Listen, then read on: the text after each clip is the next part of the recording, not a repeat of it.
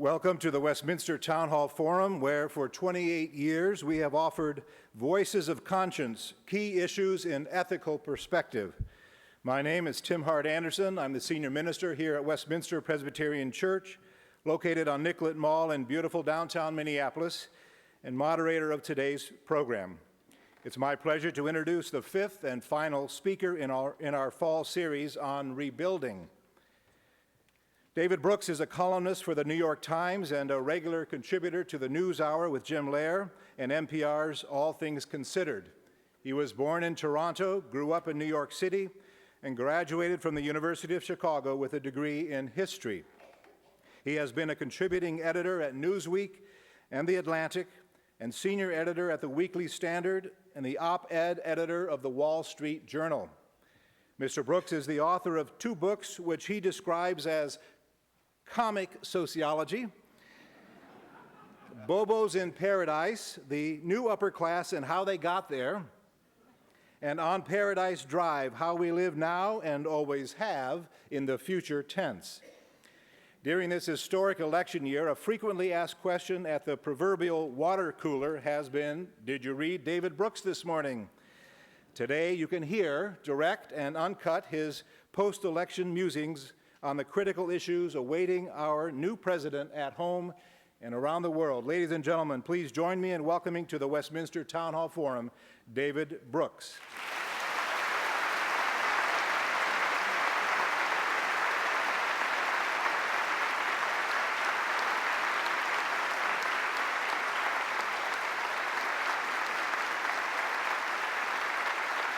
Thank you. It's somewhat humbling to be in a room this big and a crowd this big. I haven't been in Minnesota since the Republican convention, which introduced us to Sarah Palin, and for now ever, when I think of the Twin Cities, I will think of Sarah Palin. You two are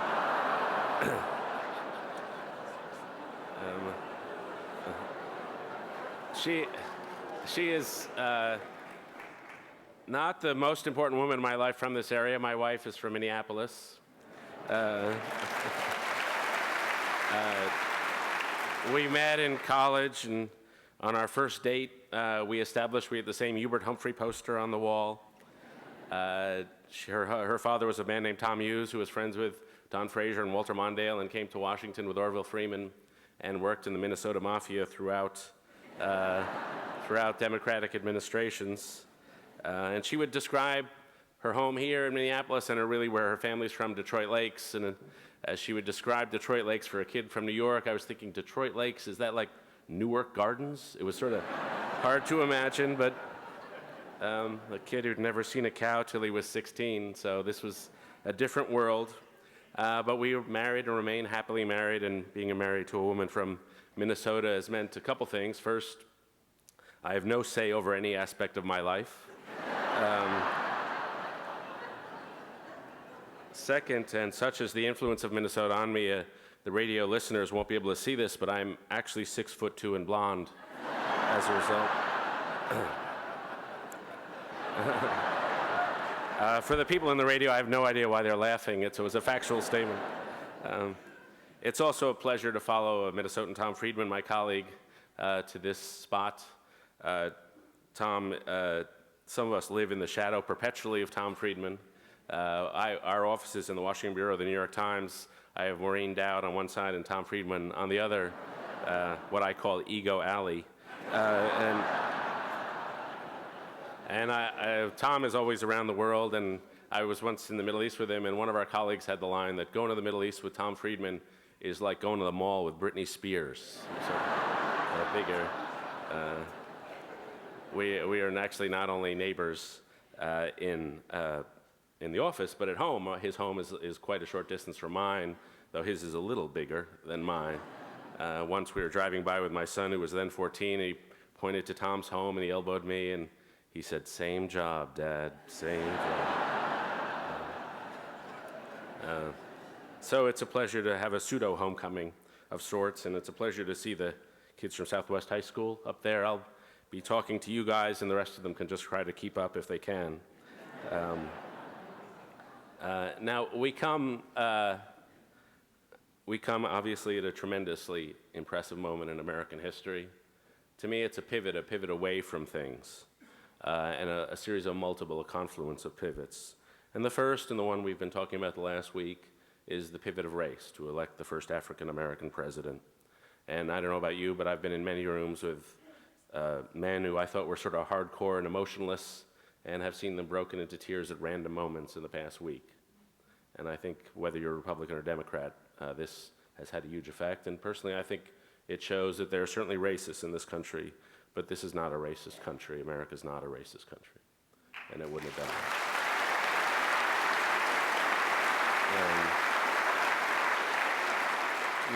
The second thing is that it's the end of the long economic period of prosperity that really began in 1983 and had only 2 short, shallow recessions. And it was a great era economically, but it sowed the seeds of its own demise. It created a culture of debt, a lack of thrift, an erosion of thrift, a presumption that prices would always rise, home prices and asset prices would always rise. And so that period of economic boom is also over. Generationally, we're also at the end of something. I think the end of the baby boom era that began in 1968, where baby boomers had such a dominant role in American politics. The baby boomers have turned out to produce 2 presidents. I think they were both disappointing a bit in their own way, but Barack Obama is a man who was 7 in 1968 and says very consciously in his book, Audacity of Hope, that he thinks he has a different mentality from the people formed by the 60s. And then finally, we're at the end of an era of conservative dominance. I grew up in the conservative movement, more or less. I was born to a liberal household. My parents took me to a Bee Inn in Central Park in the mid-1960s, where hippies would go to just be. And one of the things they did was they took their wallets and threw them in a burning garbage can to show how little they cared about money and material things. And I was 5, and I ran up to that burning garbage can because I saw a $5 bill in there, and I grabbed it out. That was my first step over to the right. But I don't care if you're liberal or conservative. The rise of conservatism is an inspiring story of ideas. People in the intellectual wilderness who built a series of ideas and really had a tremendous effect on the country. But that's over now. It had its course, and we're no longer in a conservative era. So we're at the end of these things. What comes next? Well, that depends, and first, on character. The more I cover politics, the more I come to believe that personality and character matters most. I asked a friend recently who was an academic and now serves in the State Department, what's the one thing you've learned being in government that you didn't know when you were an academic just studying it? He said, I used to think personality and relationships were 75% of government. Now I realize they're 98% of government. It's just tremendously important. And so I've spent 2 years covering the presidential candidates, and I can tell you they're all emotional freaks of one sort or another. They have what I call logorrhea dementia, which is they talk so much they drive themselves insane. They all will invade your personal space. When you're talking to a high-level politician, they'll grab your head or your shoulders. I had dinner with a Republican senator here in St. Paul at the convention. He had his hand on my thigh the whole time. And so, I actually once remember seeing Dan Quayle and Ted Kennedy meet on the well of the Senate. I was a reporter, press gallery up above, and they met and they hugged and they laughed and they had each other's hands running them down each other's backs, and their faces were about 3 inches apart, and they were sort of grinding and laughing, and I was like, get a room. I do not want to see this. So they're strange creatures, but they actually do care. You wouldn't do that job unless you really cared for the country and thought you were doing good. It's just not that glamorous. And I have a woman I covered named Deborah Price, is a member of Congress from Ohio, actually just retiring, and she was in tough races. And when you're in tough races, you run these incredibly vicious ads at your opponents, and they run them at you. And one day, her 93-year-old mother called you and said to her, Deborah, I want you to know I'm ashamed of you for the ads you're running. And when I spoke to her after the race, which she won very narrowly, she wasn't bothered by what had been run at her. She was embarrassed by what she had run against her opponent. But if you don't win, you don't serve. And so these are the character tests candidates face. And you have to say, looking back on the past 2 years, Barack Obama has passed most of the character tests.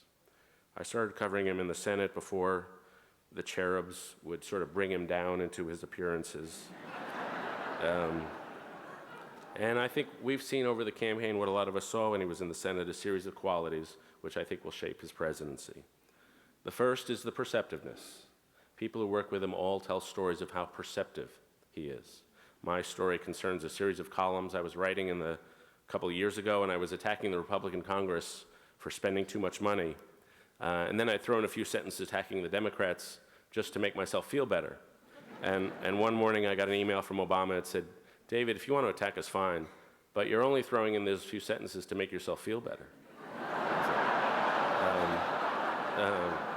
It was impressive. The second thing one notices about him is the intellect. My anecdote about that is I was interviewing him one day and getting to know where he was cranky, and I asked him completely out of the blue, and it's fitting in this setting. Out of the blue, I asked him, "Hey, do you ever read Reinhold Niebuhr, the 1950s theologian?" He said, "Yeah, I have read Niebuhr." And I said, "Well, what does Niebuhr mean to you?"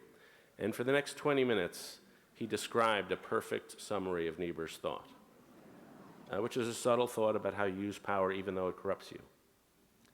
And believe me, there are not a lot of senators who can do that. In fact, with all due respect, there are no other senators who can do that.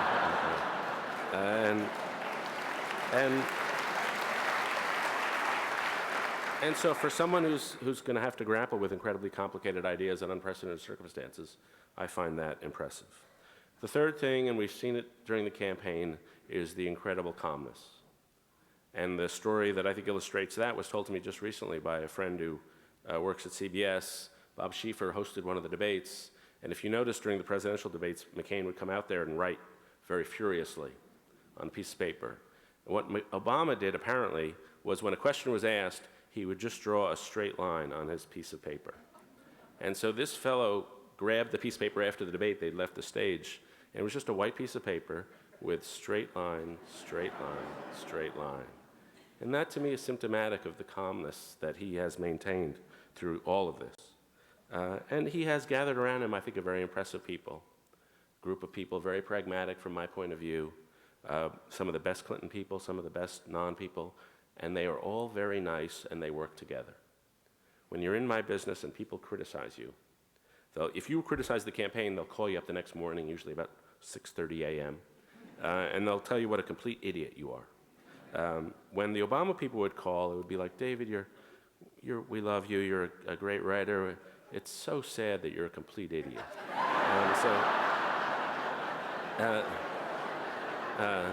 That would make you feel good. And so those are the strengths that I think he'll bring to the White House. Now, I'm a journalist, and I'm going to tell you some of the weaknesses, too. The first was he was a mediocre senator.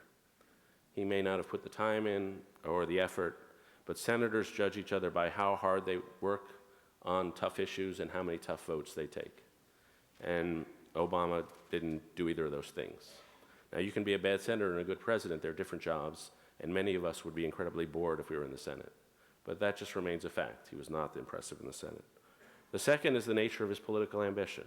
He is obviously, as they all are at that level, an extremely ambitious person and has risen very quickly through life, I think, and sometimes without really engaging the institutions in which he's involved. And I mean the University of Chicago Law School, even his community organizer role, which he only did for 3 years, state legislature, and the Senate. And I think that's a cause for concern. And then the third thing, and this to me is the thing I look for the most and worry about the most, is his self-confidence, which is extreme.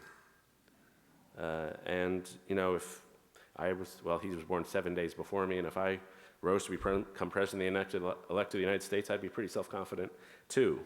Nonetheless, humility is tremendously important in a leader. And just in the current issue of the New Yorker, there's a quote from Obama, which something he said in 2007 when he hired a young man named Patrick Gaspard who was going to work for him. And in this interview, Obama told him, and I'm going to read the quotation. This is Obama speaking. "I think that I'm a better speechwriter than my speechwriters. I know more about policies on any particular issue than my policy directors. And I'll tell you right now, I think I'm going to be a better political director than my political director." Well, that's a level of high confidence. And nobody knows that much. And so that's the weakness that I look for. Now, he is going to be faced, and his whole administration is going to be faced immediately with a challenge which members of his administration, of which I am, have not been faced with in their lives. And that is the challenge of scarcity. Our whole adulthood has been spent basically in times of prosperity. And that apparently is coming to an end. And at the federal level, that's going to mean probably a $750 billion deficit next year, probably $100 trillion deficits in the years after. It's also going to make for fierce combat over the remaining resources. How does he deal with that? And that's come most due in the debate they're already having with the transition team and in Washington over how fast should he move. And this is a tight debate. Some people want what they call the Big Bang Theory. You got a crisis, you only get your 100 days for once in your career, so go for everything. Go for a stimulus package, go for an energy package, go for health care, go for the middle-class tax cut. Do it all quickly. Get it all done. Be bold. Don't be cautious. The other strategy is do it in 2 stages. People do not trust government right now, even though they elected a Democrat. Build some trust with the stimulus package. Build some trust with the energy plan, and then do the really hard things, energy and health care.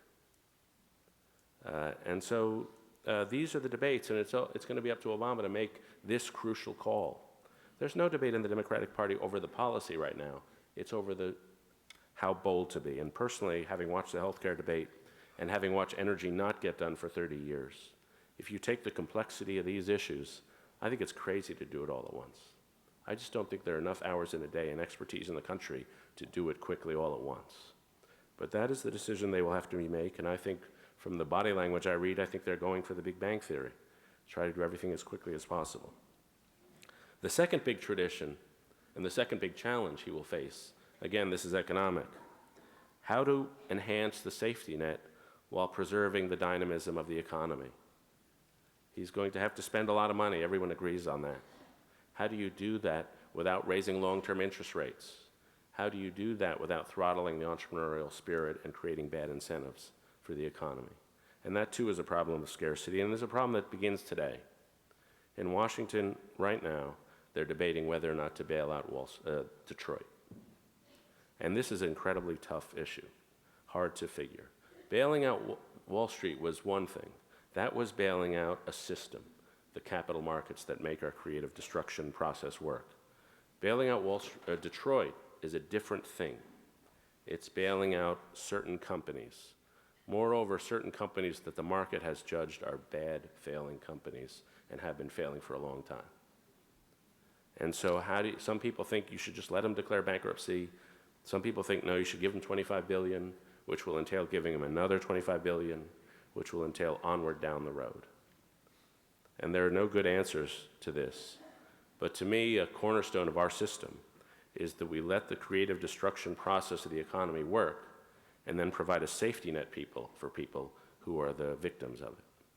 And we may be stepping over that line, I think, if we start protecting industries and companies too much. These are immediately tough challenges that Obama's going to face. Now, before I conclude, I just want to talk quickly about the Republicans, the other side, because you think the challenges that Obama's going to face in power are tough. The challenges for the Republican Party are just gruesome. If you are a member of a shrinking demographic in this country, you're probably a Republican. If you're a member of a growing demographic, you're probably a Democrat. If you are an older, white, less educated male voter of 70 years old, you're probably a Republican. That's not the group you want as your future, with all due respect. The Republicans are losing Hispanics. They're losing young people by 2 to 1. And if the same group of young people votes for the same party 3 elections in a row, the historical record is they stay with that party for the rest of their lives. Republicans are in danger of losing those people. Republicans are in danger of losing college-educated people. I wrote a book on the so-called bobos, the bourgeois bohemians, the people who drive Audis, Saabs, and Volvos because they can have a luxury car so long as it comes from a country hostile to U.S. foreign policy. People who shop at, well, I won't do all the job, I'll do one more. They shop at Trader Joe's, the progressive grocery stores where all the cashiers look like they're on loan from Amnesty International. And People buy these, the sort of socially enlightened snack foods like what we have in our house, veggie booty with kale, which is for kids who come home and say, Mom, I want a snack that'll help prevent colon rectal cancer. And so those people were once sort of a subgroup of a she subgroup in American culture. Barack Obama raised $600 million off that group, and they've spread out to the suburbs. Barack Obama not only carried the inner ring suburbs, the more affluent established suburbs that Democrats have carried for a couple of elections, he won the outer ring suburbs. George Bush carried 98 of the 100 fastest growing counties in this country. That used to be the Republican base. But if you look at these fast growing counties in Virginia, places like Prince William County, in Florida, the area around Orlando, in Denver, Barack Obama got, in suburban Denver, 100,000 more votes than John Kerry did. In Chester County, Pennsylvania, an ex-urban county outside of Philadelphia, Obama won all that. And so this is the growing part of the country. And so the Republicans are losing everything. And to me, the essence for Republicans is to think dramatically. It's not a small thing that needs to happen to get back in power. It's a long, dramatic change, and I think it's going to take a long time, and they're not ready for it. They're still in denial. I think John McCain is a great man. And when you talk to John McCain, you report a story based on something he told you off the record, you know that thing is true. John McCain would never lie about those things. And I think he's a great man. But for all his personal greatness, he did not have a campaign with a serious domestic policy agenda. And he left the party with no serious domestic policy agenda. Sarah Palin aside, I thought he should have picked at the time, and I think ever more now than ever, he should have picked Governor Pawlenty. Because Governor Pawlenty has a serious domestic policy thinking. And secondly, he has this Sam's Club Republican idea, which is the core of the Republican Party is the working class. George Bush won the white working class by 24 percentage points. The Republican Party's lost touch with those people. And Governor Pawlenty has a belief in using government in limited but energetic ways to give people opportunity. My overall view of American politics is that there are two parties, but there are really three political traditions in this country. There's a liberal tradition that believes in using government to enhance equality. There's a conservative tradition that believes in less government to enhance freedom. But then in the middle, there's what I call a Hamiltonian tradition that believes in limited but energetic government to give people social mobility, the power to rise. And to me, this tradition began with Alexander Hamilton, a poor boy who created the national economy so people like him could rise. It continued with Abraham Lincoln and the early Republicans who created the Homestead Act, the Land Grant College Act, the railroad legislation to give people like Lincoln, poor boys, the chance to rise. And the battle in American politics is over that tradition. There's equality and there's freedom, but who is the party of social mobility? Who is the party that gives people from less fortunate circumstances the tools to rise and compete? And the Democrats have won that battle. They've got two things. The Republicans are stuck with one tradition. And to me, that's the fundamental alignment that has happened over the 10 years. It's not only a political alignment, it's a bit of an intellectual alignment. And that's why I think the Republicans, it's not just a temporary setback, it's going to be a long road back. And if I could just finish on my favorite subject, which I think is the core subject which did not get talked about enough in this election, but is the core of our historic strength, which I hope Barack Obama will get to. And that is the growth of the skills and education of our people. The United States became the richest country on earth because we were the most educated country on earth. Throughout the 18th and 19th century, we had a year or two of education on basically every other country on earth. Americans were just more educated. We've squandered that lead entirely in the last 30 years. For the first time in American history, as the boomers retire, a less educated population will be replacing a more educated population. And so to me, we need an effort to reverse that trend. And we have tried in 1,000 ways to reorganize the schools, big classrooms, little classrooms, vouchers, small schools, charter schools, choice, and all of it has had disappointing results because we have given people access to institutions, but we have not given them the internal means to thrive there. And I am an American man, which means I am terrified by thought of emotion. I saw some research some neuroscientists did. They took some men, they put them in front of a horror movie and scanned their brains. And then they had their wives ask them to talk about emotion, and they scanned their brains. And the brains are the same. It's just sheer terror. The amygdala is lighting up, whatever you call it. But one of the things we've learned from the research is that people learn from people they love. And just two quick experiments that I think get at this. One was the story of Romanian orphanages. And there were, I don't know what the politically correct word was, but there were kids with low IQs, which we would call retarded or whatever the term is these days. They were in these orphanages. Half of them were adopted. And within 4 years, their IQs were 60 points higher than the kids who were left. And it wasn't because the adopted mothers had tutored them, because the mothers themselves were retarded and living in a different institution. It was the emotional connection between the mother and child that had rewired the brain.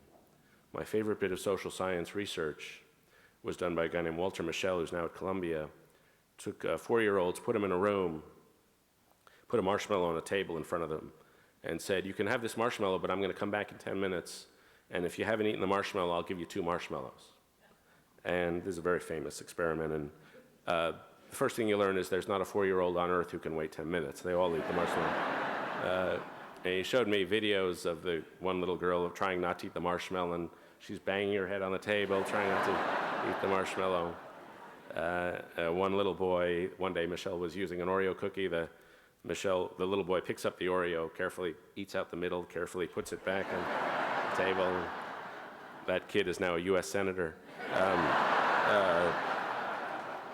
But the scary thing he learned was that the kids who could wait 7 or 8 minutes, 20 years later, had much higher college completion rates, and 30 years later, much higher incomes.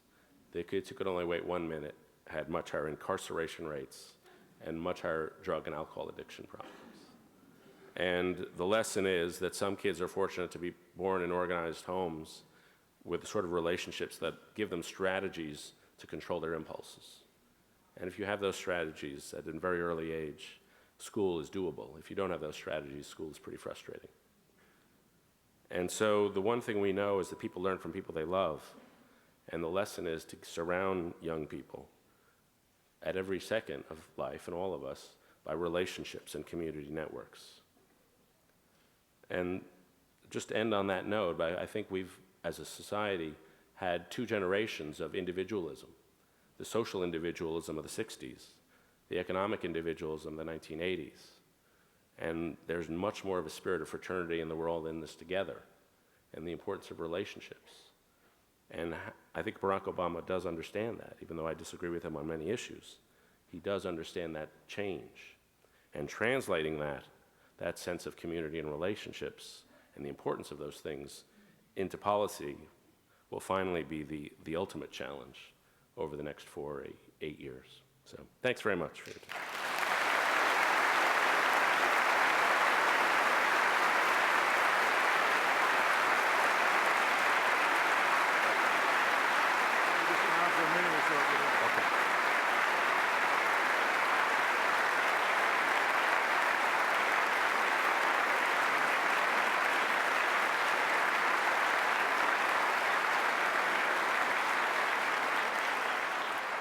Thank you, David Brooks. You are listening to the Westminster Town Hall Forum, originating from Westminster Presbyterian Church on Nicollet Mall in downtown Minneapolis. I'm Tim Hart Anderson, Senior Minister at Westminster Church and moderator of the forum. Our speaker today is journalist and author David Brooks. While the ushers collect questions from the in-house audience at Westminster, I'd like to thank the forum's many supporters, especially Joe Hognander and the Hognander Family Foundation, primary sponsor of today's forum. Thanks also to SIT Investment Associates for their support. We invite our NPR listeners to join us in the sanctuary at Westminster for our spring 2009 season. Details will be available online at ewestminster.org. And now, David Brooks, if you would return to the pulpit, I will present the questions from our audience. I wonder if we might begin the question period with where you left off in terms of your comments about the Republican Party and some ideas you have about rebuilding and renewing that political tradition, particularly individuals who might take leadership in that role. Well, the big debate among Republican circles is between how big to change. There are some people who think that we Republicans just need to rediscover our roots. Bush was a big spender, John McCain was a moderate. We need to go back to those Goldwater roots of cutting taxes, of limited government. And that's an argument that you don't need to change that much. If anybody read the Wall Street Journal, Karl Rove wrote a piece today saying the election results point in that direction. The Republicans just need to do a better job of getting out social conservative voters, and they'll win again. I think that's the wrong answer. I think the party has lost touch, as I say, with the rising young people. It's not going to win unless they win over Hispanic voters, young voters, these ex-urban voters. You're not going to do that with Barry Goldwater. And so to me, my model is the British Conservative Party. I covered the end of Tory rule, and they were just a lost party, as I think the Republican Party is. And it took them 11 years of denial to come back. But they came back with the current leader, David Cameron, and they came back by saying the Thatcher years were great. She did what she needed to do at her time. But now we face different challenges. We face the issues of the rise of China and India. We face environmental problems. And so we have to be more social. And theirs is a much more communitarian movement, a little less individualistic. And their main argument is labor is the party of the state, we are the party of society, and how do we nurture those bonds? And that feels very different than Margaret Thatcher, but it's that kind of radical reshaping. But the bottom line is, something that happens in the Republican Party now is that there is a litmus test. Who is the most conservative? And anybody who is not most conservative is an elitist arugula eater. I was accused, just wrapping up, I was accused of being an elitist because I made this essential case by a Republican lobbyist who has a column on a website called Politico, and he literally called me an elitist arugula eater. And his author photo in his column is a picture of him on his yacht. He's got a yacht, but I'm the elitist. But my first words of counsel are radical change is needed. Don't rule anybody out. As one of the most eloquent voices for the conservative perspective in our country, you have a position on the question of gay marriage that is substantially at odds with most conservatives. Would you please explain your position and how you square it with your conservative beliefs? I not only support gay marriage, I insist on it.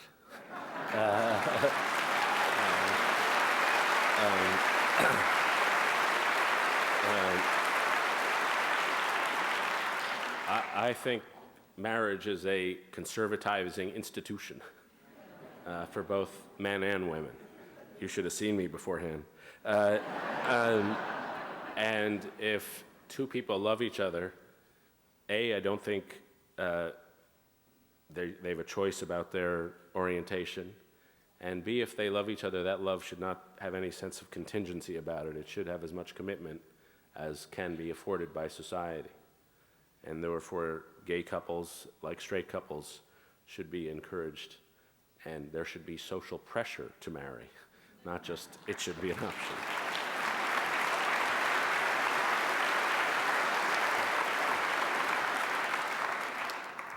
Here's a question from one of the students in the audience. Following up on that, do you think civil rights issues such as gay marriage or immigrants' rights will be overlooked with our economic crisis? Will the attention of the nation be deflected from some of these issues? I have to say, when you look at the priorities that are coming down the pike, the economy is first and last right now. Energy policy is obviously very important to Obama, and healthcare policy. And so some of those issues will take a back burner. Now, in some sense, I regret that, especially in the case of immigration. I think I still would like to see a comprehensive package. But in other senses, I don't regret that. We have had a culture war on some of these issues for a long time, and I wouldn't mind a break from it. And I sometimes think if you talk about the issue less, or at least have a breather from some of these issues, maybe we can address it in a new way in a little while. Several questions about the campaign. What about campaign finance reform to reduce the need for candidates to raise obscene amounts of money? Is there really an opportunity for that in this election? And are candidates beholden to special interests that help fund their candidacy? Well, I mentioned the word $600 million. Barack Obama raised a lot of money. And by the way, it was not from small donors. He raised a smaller share of that money from small donors, a smaller share than George W. Bush did from small donors in 2004. He had many more small donors, but he had many, many more large donors. And so he just raised a ton of money. And I think we learned two things from that. First, that there were a lot of civic organizations that have talked about campaign finance reform and talked about it when Republicans were outraising Democrats, but lost interest in it when Democrats started outraising Republicans. The second thing is, and I look at all the problems facing Washington, and frankly, campaign finance reform has a negative role. There's no question about it. All the people who are lining up to get federal subsidies, they got access because of the donations and their political power, whether it's the Detroit companies or, God willing, the newspaper people who I hope will also get bailouts as part of this. But I don't think that's in my top 5 of what's corrupting Washington. What's corrupting Washington is a team mentality that we're on Republican or Democratic teams and we don't talk to each other. And if you haven't been there, you can't, it's hard to underestimate how little members of the two parties know about each other. I was once at something called the Civility Retreat the Annenberg Foundation threw in a beautiful hotel, the Greenbrier Hotel in West Virginia. And it was to get Republicans and Democrats together in a room for a weekend so they could actually get to know each other. Their families were invited. And I often say the highlight of the retreat was karaoke night with 170 drunk members of Congress. But you went into the dining hall, and all the Republicans were sitting over here, all the Democrats over here. It was junior high school. And breaking that down is the number one thing. And that'll take leadership, and that'll take Barack Obama living up to the post-partisan talk he had during the campaign. And I give him credit in the first step. For many people, Joe Lieberman, and especially Democrats, Joe Lieberman is a deeply unpopular figure. I happen to think he was, by and large, following his conscience. And I think Barack Obama's decision not to expel him or purge him was a first step toward breaking down some of the partisanship. Another question from a student that follows on those remarks. How do you think a Democratic majority in both houses, as well as in the White House, will affect how policy is made and how effective that policy will be? Well, the challenge for any president is not the other guys. The other guys are the oppositions, the enemies on your own side. And the challenge for President Bush was his own committee chairman. It's easy to say no to people from the other side. It's very hard to say no to your own committee chairman. And this is not a Democratic or Republican thing. It's not a liberal or conservative. Committee chairmen have their own interests. They want to spend money on their own projects. And they want certain things that are not in the national interest. And the president has to say no. And so dealing with those committee chairmen in a time of high budget deficits will be a supreme challenge for Obama. And I think that's why he named Rahm Emanuel as his chief of staff. Now, some of you may know Rahm. Every reporter in town knows Rahm very well.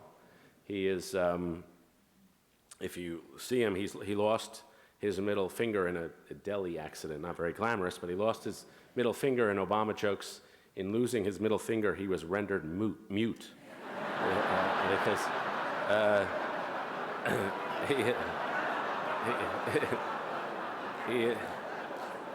he is a profane, tough guy.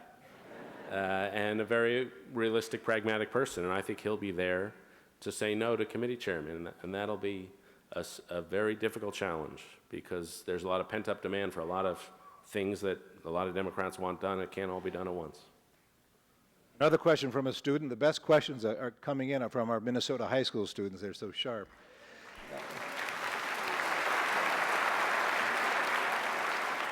This one has a title, Drill Baby Drill. Is a democracy capable of making difficult and disciplined decisions for the future and greater good, such as energy conservation? I hear a lot about energy replacement, next to nothing about downsizing or energy conservation.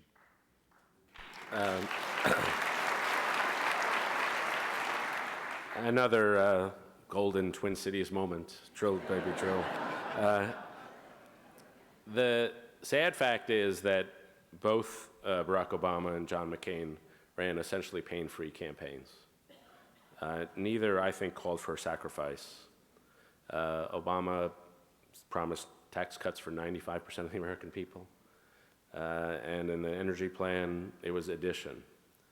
And so I'm not sure I would look for too much sacrifice. And this is why when I mentioned how tough it is to do energy and healthcare all at once, let's just take the energy plan. We've had a debate over 30 years which has taken us nowhere, where the Republicans want to expand existing energy sources like oil and coal, and Democrats want to invent a magical new energy source over the horizon which will be plentiful and good for the environment. And I think Obama and McCain actually did virtuous work in bringing these two approaches together. Basically, let's try everything. But I would say two things are outstanding and will be tough. First, conservation measures. And second, a cap-and-trade system that raises costs on fuel. That would be hard to get through the Senate if there were 100 Democratic senators, and hard in the House if there were 435 House Democrats. But that is an essential part of an energy plan, raising the cost on fossil fuels. And it'll be a supreme challenge to get that through, because this country, and it's not the politicians' fault, it's the country's fault, we want something for nothing. And that's been our policy for decades, and how do you break that? It'll take a sort of political courage we haven't seen, and we didn't see in the campaigns. Number of questions about the economic crisis facing the country. Would you say, from your point of view, that the principal cause of our economic downturn is the lack of regulation? And would you think William F. Buckley would agree with your opinion? Well, I don't think I have a direct line to Bill here in my pocket. He has passed to another world, but he's still got an email. So I don't think it was lack of regulation. I think that was part of the problem. But part of some of the institutions that were hit the hardest, Fannie and Freddie, were the most highly regulated. Some of the least regulated hedge funds have been hit the weakest. Highly regulated economies in Europe have been hit harder than us. So I don't think that was the core issue. I think the essential core issue is that we spent a decade or two living beyond our means, funded by Chinese savings, and that we just lived beyond our means, and that worked great till it didn't, and then it didn't. And now we've just got to start living beyond our means, within our means. This is the supply side answer, keep living beyond your means. And so I think it's that adjustment. And as I say, I think it was not only an economic thing that we could afford to because credit was so cheap, but it was a perceptual thing. We misperceived risk, and we eroded certain virtues having to do with thrift. When you start getting jokes about retail therapy and the tough go shopping and all those T-shirts, it's time to sell your stock because the country's gotten carried away. And so I think that was the fundamental problem, that the oversupply of savings in places like China and Russia and other places, slopping around the world looking for places to just throw itself, seduced a lot of people into living beyond their means. And that oversupply is now gone. We turn now to foreign policy and America's place in the world. What is your advice to the President-elect to begin to restore America's standing on the international front? How do we go about redefining what America's place in the world should be? Well, I guess the obvious thing is to actually go meet people. And I think Condi Rice has actually done this, but I think paying attention. I've always been struck by how much people just want to be heard and respected. And I think if he went, that would already be a plus. But the second challenge, there are a series of challenges. There's Iraq, where I think he'll have a more gradual withdrawal than maybe many of his supporters would like.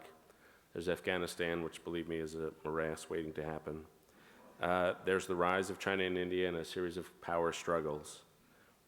But to me, the fundamental challenge he faces is how hard to push American values abroad. And I had one interview with Obama where he started the first half of the interview saying how much he wanted to use the U.S. as a force for freedom and the promotion of human rights. And then the second half of the interview, he talked about how much he admired the foreign policy of the first President Bush, which was notable for many things, but the promotion of freedom and human rights was not among them. And so I had two halves of an interview, and I had to write it up. I didn't know which side Obama believed in. Maybe both. But reality will be a testing for that. And the first test will involve Iran. Many of the people in his administration, or who will be in his administration, were young men and women in the Carter administration. And they saw what happened when Iran undermined a democratic administration, and they want to make sure that never happens again. And so I suspect they'll be surprisingly tough on Iran, which means being surprisingly aggressive with China and Russia. But whether that can be effective, I'm a little dubious about, but I do think Iran will be a major early challenge. Another question from one of the students in the audience. How do you think Obama will stand up to tough international issues, like the Russian missile threat, for instance? One little story to horrify everybody about how government actually works. This is a story that has been made public, so I'm not really revealing anything. Putin comes to the White House, sees Barney, Bush's dog, says, "Nice little dog you got there."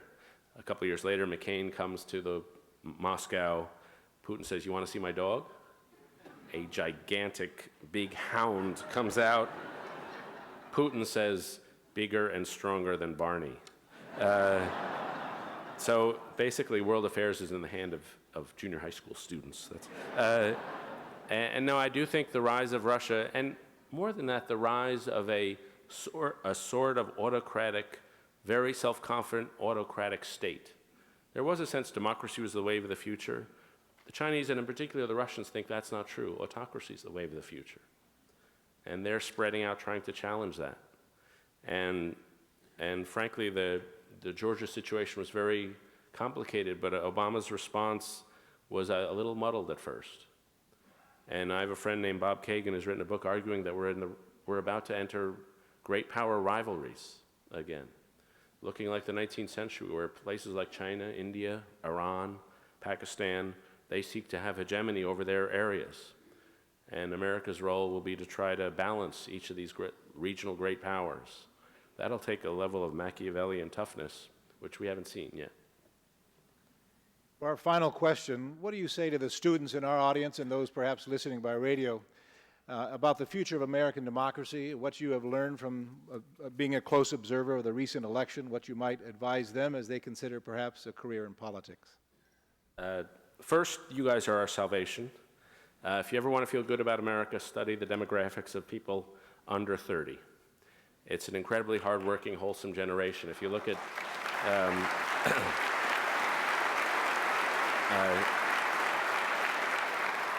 if you look at crime rates down 70%, divorce rates for people under 30 much lower than divorce rates for people over 30 after the same number of years of marriage. Teenage pregnancy down a third.